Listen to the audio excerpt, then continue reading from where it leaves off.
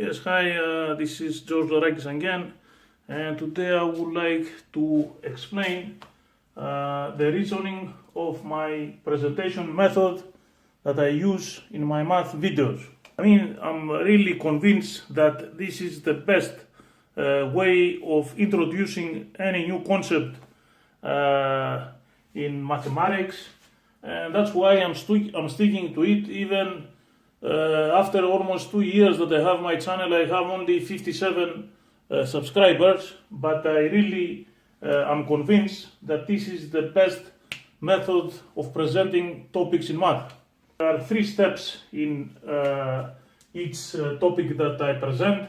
So the first one is the when the student has to use this topic.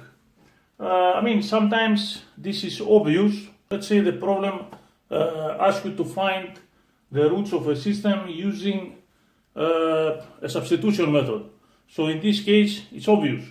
But in most of the cases, and specifically if you have big exams at the end of the semester or the end of the year, where you have so many problems and which go back to the topics that you cover the whole year. So in this case, the most important question that I get all the time from students, and I believe you realize that too, is what I have to use.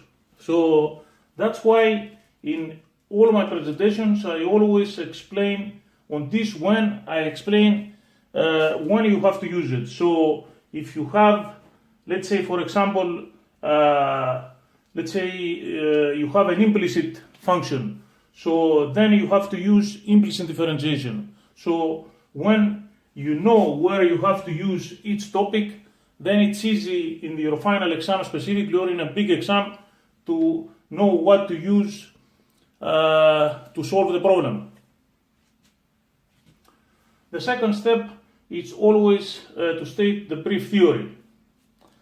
The reason behind this is that most of the videos that are posted in YouTube, they go directly to examples. I find I don't agree with this, because then when you try from the one example to solve the other, you have to make assumptions and conclusions about how to proceed from one example to the other. So, and sometimes these assumptions are not correct. While when you have the theory, you know clearly how to proceed, the steps that you have to take to solve the problem. And finally, this is the last step, which is an example, an illustrated example on the topic. This is something that everybody is doing, and I agree that it has to be part of the presentation. But in my opinion, there is no way that the example will substitute the theory of the topic.